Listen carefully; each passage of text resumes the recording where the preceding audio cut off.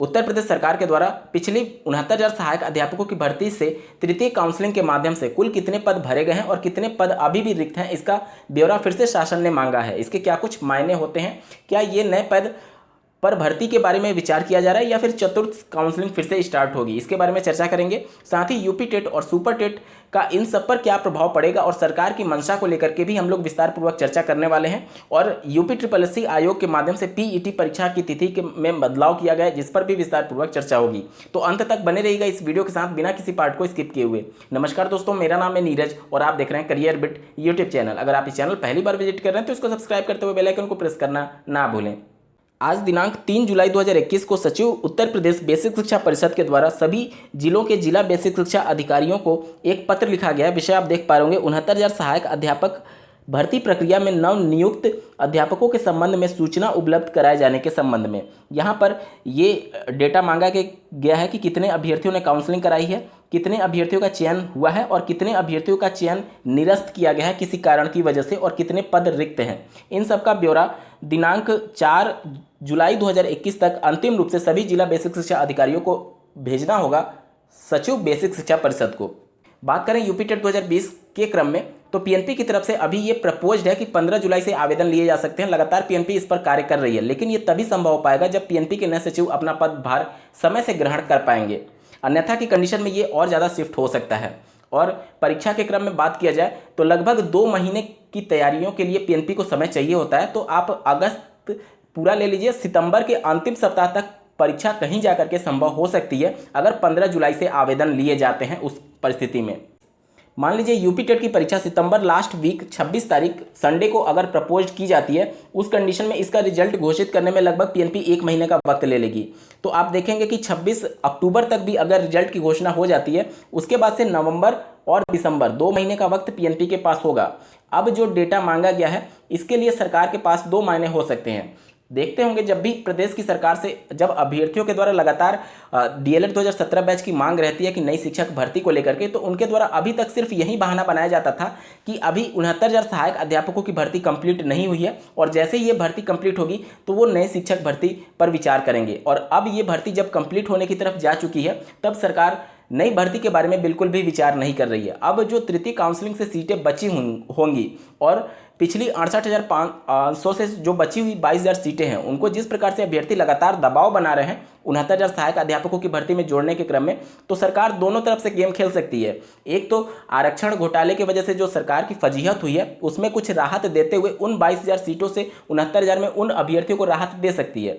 दूसरा ये कह सकती है कि अगर उसमें फिर से अगर सरकार उलझती है 22,000 सीटों को 69,000 में जोड़ने के क्रम में, तो सरकार के पास फिर से एक बार तगड़ा अभ्यर्थियों को लॉलीपॉप देने के लिए होगा कि हम 69,000 भर्तियों को जब तक कंप्लीट नहीं कर लेंगे तब तक नई भर्ती पर विचार नहीं करेंगे।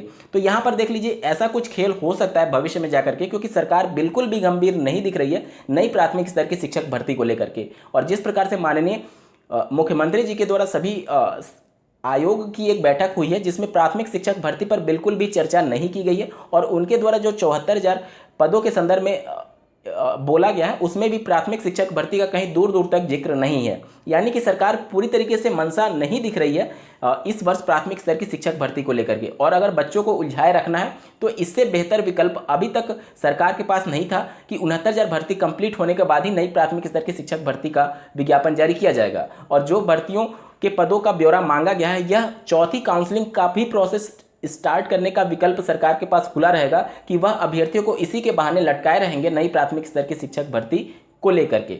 सरकार की रवैयों को देखते हुए ही अभ्यर्थियों के द्वारा दिनांक 5 जुलाई 2021 को एक महाधरना एससीईआरटी कार्यालय पर रखा गया है नई प्राथमिक स्तर की शिक्षक भर्ती का विज्ञापन जल्द जारी करने के क्रम में। अब देखना होगा कि सरकार युवाओं के जोश के आगे कितना देर तक टिक पाती है और कितना और टाइम लेती है विज्ञापन जारी करने के क्रम में। अगर आप भी नई शिक्षक भर्ती का वेट कर रहे हैं तो 5 जुलाई 2021 को एससीईआरटी कार्यालय पर उपस्थित होकर के अपनी आवाज़ को बुलंद कर सकते हैं। राजस्थान सरकार द्वारा आयोजित की जाने वाली रीट परीक्षा में पैसे का खेल अब उजागर होने लगा है। स्क्रीन पर आप एक आर्टिकल देख पा रहे होंगे। रीट के पेपर का 100 करोड़ में सौदा, 17 लाख में बेचे जा रहे हैं पेपर, आधे पैसे एडवांस मांगे जा रहे हैं। यहाँ पर एक अभ्यर्थी से 17 लाख में सौदा किया जा रहा है परीक्षा पास कराने के संदर्भ में। ये सभी चीज़ें उन जेन्युइन कैंडिडेट्स के लिए परेशान करने वाली हो सकती हैं जो कि कड़ी मेहनत कर रहे हैं इस रीट परीक्षा को पास करने के लिए। वहीं बात करें यूपी SSSC आयोग के द्वारा आज दिनांक 3 जुलाई 2021 को ऑफिशियल नोटिफिकेशन जारी करते हुए पीईटी की परीक्षा 20 अगस्त 2021 दिन शुक्रवार को निर्धारित कर दिया गया। स्क्रीन पर आप इसके संबंध में नोटिस देख पा रहे होंगे। हालांकि पहले ये कल के मीटिंग में माननीय मुख्यमंत्री जी से ये सहमति बनी थी कि 19 अगस्त को परीक्षा होगी, लेकिन 19 अगस्त को मुहर्रम होने की वजह से इस परीक्षा को फिर से एक दिन डिले करा करके 20 अगस्त को प्रस्तावित किया गया है और अब आयोग की मोहर भी लग चुकी है। यहाँ पर जब ये नोटिस पब्लिश किया गया तो अभ्यर्थियों के मन में थोड़ा सा संदेह था कि यहाँ पर ऊपर देखिए लखनऊ के बगल में जो दिनांक लिखा हुआ है 3 जून 2021 लिखा हुआ है, जबकि यहाँ पर आयोग के जो चेयरमैन है उनका जो सिग्नेचर है वो 3 जुलाई का है, यानी आज ही का है। तो इसको लेकर के अभ्यर्थियों के मन में संदेह था, जिसको दूर करते हुए आयोग ने फिर से एक बार नया नोटिस जारी किया है, जिसे आप स्क्रीन पर देख पा रहे होंगे। अब इसमें तिथि देख लीजिए, 3 जुलाई 2021 मेंशन किया गया है। तो अब आपकी पीईटी की परीक्षा दिनांक 20 अगस्त 2021 को होना प्रस्तावित है। वहीं इसके माध्यम से प्रथम मुख्य परीक्षा जो होगी वह अक्टूबर में प्रस्तावित है और इसी पीईटी के आधार पर लगभग 25 से 30 हज़ार यूपी SSSC आयोग के माध्यम से समूह ग की भर्तियां के संदर्भ में सरकार ने प्रतिबद्धता जाहिर की है और माननीय मुख्यमंत्री जी ने इसके आदेश भी दे दिए हैं कल की बैठक में। इस वीडियो को देखने के लिए आपका बहुत बहुत धन्यवाद। भगवान करे आपका दिन शुभ हो।